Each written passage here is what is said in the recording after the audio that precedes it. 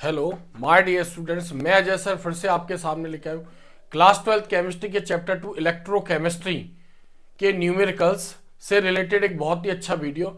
मैंने आपको पहले भी बताया था कि पहले हम जो chapter wise chapter important question के वीडियो देखेंगे, उसको मैंने अपलोड किया। और उसके पहले मैंने एमसीक्यू यानी ऑब्जेक्टिव से रिलेटेड इंपॉर्टेंट क्वेश्चन के वीडियो अपलोड किए।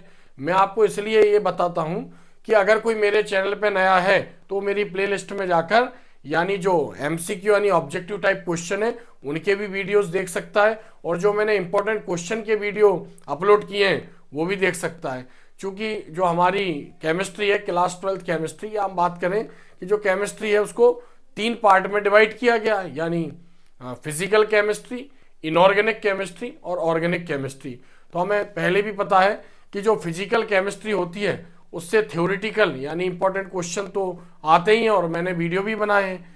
यानी मैंने 1 to 10 चैप्टर के ऑब्जेक्टिव टाइप के वीडियो बनाए हैं विद आंसर, उनके आंसर भी बताए आपको, और इंपॉर्टेंट क्वेश्चन के वीडियो भी मैंने अपलोड करे हैं 1 to 10 चैप्टर के, यानी एमसीक्यू के ऑब्जेक्टिव के अलग वीडियो और इंपॉर्टेंट क्वेश्चन के अलग वीडियो अपलोड किए हैं। और जो फिजिकल केमिस्ट्री है जिसमें सोल्यूशन आता है, इलेक्ट्रोकेमिस्ट्री, केमिकल काइनेटिक, इनसे कुछ इंपॉर्टेंट न्यूमेरिकल्स भी एग्जाम में पूछे जाते हैं।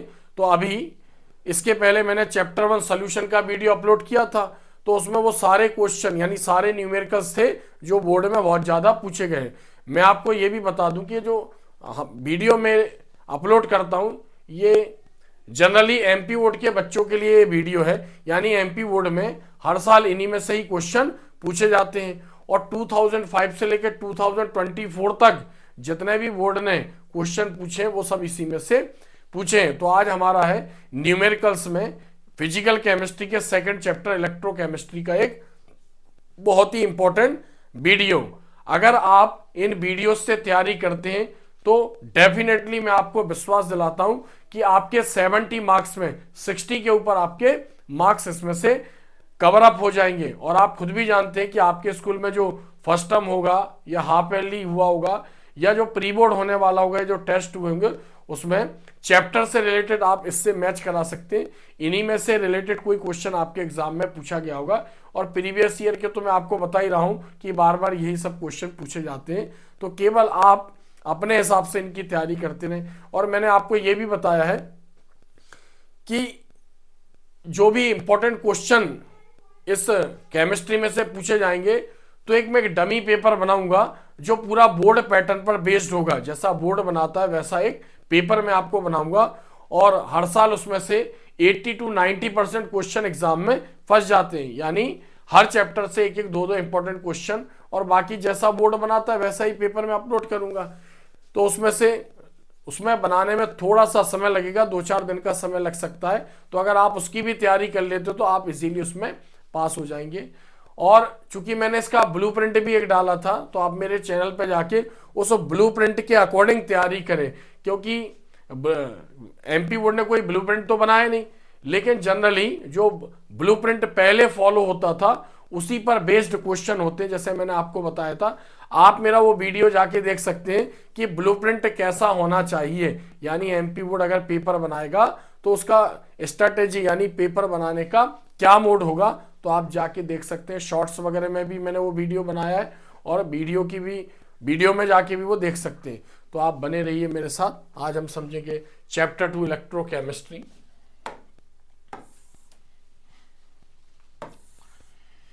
इलेक्ट्रोकेमिस्ट्री, इलेक्ट्रो मतलब इलेक्ट्रिक करंट और केमिस्ट्री मतलब केमिकल रिएक्शन। यानी इलेक्ट्रिक करंट, इलेक्ट्रो मतलब इलेक्ट्रिक करंट, इलेक्ट्रिक करंट मतलब इलेक्ट्रिकल एनर्जी या इलेक्ट्रिक एनर्जी हम उसको बोलते हैं, और केमिकल रिएक्शन मतलब केमिकल एनर्जी। कैसे करंट से केमिकल रिएक्शन हो सकती है और कैसे केमिकल रिएक्शन से करंट लिबरेट हो सकता है, यानी आपस में एक दूसरे का कन्वर्जन, यानी एक दूसरे से इनका रिलेशन और आपस में एक दूसरे में इंटरचेंज या कन्वर्जन से रिलेटेड ये चैप्टर है। हालांकि ये मैंने आपको पहले ही बताया। तो यहां हम देखते हैं important numericals for MP board exam 2025 class 12 chemistry.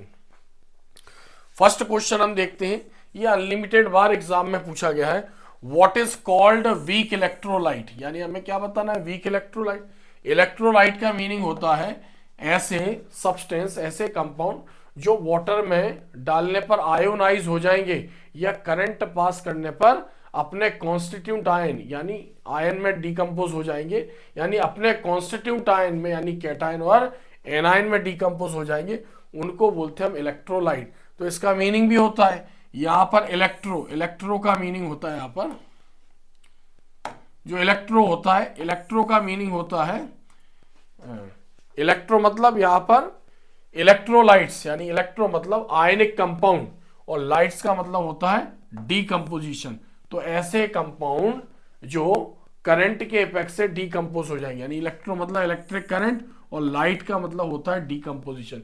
तो जनरली एसिड हो गया, बेस हो गया, सॉल्ट हो गया, इलेक्ट्रोलाइट की कैटेगरी में आते हैं। सॉलिड स्टेट में ये इंसुलेटर होते हैं इलेक्ट्रिसिटी के, बट वाटर में डिसॉल्व करते हैं तो ये कॉन्स्टिट्यूट आयन में आयोनाइज हो जाते हैं। जनरली आयनिक कंपाउंड भी हम इनको बोलते हैं। तो वीक इलेक्ट्रोलाइट बताना है, यानी ऐसे इलेक्ट्रोलाइट जिनको वाटर में डिसॉल्व करने पर पार्शियली यानी बहुत कम आयोनाइज होते हैं, वो वीक इलेक्ट्रोलाइट कहलाते हैं। अब वीक इलेक्ट्रोलाइट में क्या होता है, जैसे सपोज करो एसिडिक एसिड हो गया, कार्बोनिक एसिड हो गया, बोरिक एसिड हो गया, अमोनियम हाइड्रोक्साइड, ये वीक इलेक्ट्रोलाइट। तो हमें वीक इलेक्ट्रोलाइट की डेफिनेशन देकर हमें उसका एक एग्जाम्पल बताना है। क्या बताना है हमें? उसका एक एग्जाम्पल बताना है वीक इलेक्ट्रोलाइट। फिर एक न्यूमेरिकल दिया है, find the molar conductivity of an conductivity of an aqueous solution of LiBr। LiBr मतलब lithium bromide at infinite dilution, where as the ionic conductivities of Li plus यानी lithium ion and Br minus यानी bromide ion are 38.7, S मतलब siemens centimetre square mole inverse and 78.40 siemens centimetre square mole inverse respectively. तो यहां पर हमें weak electrolyte की definition बतानी, उसका एक एग्जांपल बताना है और इस न्यूमेरिकल को सॉल्व करना है जिसमें वो बता रहा है कि LiBr कोई कंपाउंड है यानी इलेक्ट्रोलाइट है यहां पर, और इसको हमने इन्फिनाइट डाइल्यूशन यानी जब डाइल्यूशन बहुत ज्यादा कर दिया है, यानी वाटर की मात्रा बहुत ज्यादा ऐड कर दी, बहुत ज्यादा है और इलेक्ट्रोलाइट कम है, तो उसको बोलेंगे हम इन्फिनाइट डाइल्यूशन। अगर ये डीकंपोज होगा तो LiBr किस में डीकंपोज होगा? LiBr लिथियम आयन में डीकंपोज होगा और Br आयन यानी ब्रोमाइड आयन में डीकंपोज होगा। तो इसकी कंडक्टिविटी बताई है, लिथियम आयन की 38.7 siemens centimetre square mole inverse और 78.40 siemens centimetre square mole inverse. तो कोलरास का फॉर्मूला लगाकर हम इसको सॉल्व करेंगे। एग्जाम में कई बार आया है और बहुत ही इंपॉर्टेंट न्यूमेरिकल भी है। नेक्स्ट देखते हैं, इसी से रिलेटेड है, what is called strong electrolyte. ऊपर था वीक इलेक्ट्रोलाइट, स्ट्रॉन्ग इलेक्ट्रोलाइट जो वाटर में कंप्लीटली आयोनाइज हो जाएंगे, यानी वाटर में कंप्लीटली आयोनाइज हो जाएंगे करंट पास करने पर अपने कॉन्स्टिट्यूट आयन में यानी फुल्ली डीकंपोज हो जाएंगे, उसको बोलेंगे हम स्ट्रॉन्ग इलेक्ट्रोलाइट। इसमें भी क्या करना है, गिव एन एग्जांपल। और इसके साथ फिर इसमें एक न्यूमेरिकल है इसी के जैसा, find the molar conductivity of aqueous solution of BaCl2 मतलब barium chloride at infinite dilution, where as the ionic conductivities of Ba+2 ion यानी barium ion and Cl- ion मतलब chloride ion are 127.30 siemens centimetre square mole inverse and 78.34 siemens centimetre square mole inverse respectively. तो ये भी ऐसे ही solve होगा, ये भी कोलरास लॉ के थ्रू सॉल्व होगा। तो कोलरास जो लॉ है, कोलरास ने बताया था कि जो कंडक्टिविटी होती है सोल्यूशन, वो कैटायन और एनायन का मतलब एडिशन होती है यानी सम होती है, यानी कंडक्टिविटी ऑफ सोल्यूशन मतलब conductivity of cation and anion in a solution is called conductivity of solution. यानी अपोजिट नंबर में सिमिलर नंबर में अपोजिट आयन अपोजिट इलेक्ट्रोड की तरफ जब रन करते हैं तो उसको बोलते हैं हम कंडक्टिविटी ऑफ सोल्यूशन। हम सभी जानते हैं दो प्रकार के सब्सटेंस में से कंडक्टिविटी हो सकती है, एक सॉलिड मटेरियल, तो सॉलिड मटेरियल अगर कंडक्टर है इलेक्ट्रिसिटी के, इसका मतलब उसमें फ्री इलेक्ट्रॉन है, फ्री इलेक्ट्रॉन के कारण ही करंट एक पोल से अदर पोल पर यानी एक कॉर्नर से दूसरे कॉर्नर पर पास होता है। तो हमने कहा सॉलिड कंडक्टर है, रीजन फ्री इलेक्ट्रॉन। हमने कहा सोल्यूशन कंडक्टर है, रीजन फ्री आयंस। तो सोल्यूशन में इक्वल नंबर में पॉजिटिव और नेगेटिव आयन मूव करते हैं अपोजिट इलेक्ट्रोड की तरफ, नेगेटिव और पॉजिटिव, यानी नेगेटिव जो जाएगा वो एनोड की तरफ और पॉजिटिव कैथोड की तरफ रन करेगा, उसको बोलेंगे हम कंडक्टिविटी ऑफ सोल्यूशन। तो कोलरास का जो लॉ था वो इन्फिनाइट डाइल्यूशन पर था, तो इसमें कैटायन और एनायन, यानी इसमें कैटायन और एनायन की वैल्यू रख के उसको प्लस कर देंगे और इसकी यूनिट लगा देंगे, उसका आंसर होगा। तो यहाँ पर हमें ये भी ध्यान रखना पड़ेगा कि नंबर ऑफ कैटायन क्या है, नंबर ऑफ एनायन क्या है। जैसे इसमें कैटायन एक ही और एनायन भी एक ही, बट यहाँ पर BaCl2 है तो यहाँ पर कैटायन 1 है और एनायन 2 है, तो एनायन 2 है इसलिए इसकी वैल्यूज में हम 2 का इंटू करेंगे, इसको ध्यान रखना, यहाँ बच्चे गलती करते हैं। Next, find the EMF electromotive force of Daniell cell at 298 kelvin. अब ये क्वेश्चन बहुत पहले पूछा था बोर्ड ने, मैं आपको बता दूं, जैसे ये जो क्वेश्चन है इसको 2009 में पूछा था, फिर उसके बाद उसने नहीं पूछा, 2009 में पूछने के बाद फिर इसने दोबारा इसको फिर पूछा अभी कुछ समय पहले। तो ऐसा नहीं है, जो न्यूमेरिकल्स है वो इंपॉर्टेंट है, वो बार बार बोर्ड वही देता रहता है या फिर उसी से रिलेटेड कोई क्वेश्चन देता है। नेक्स्ट क्वेश्चन हम देखते हैं यहां पर।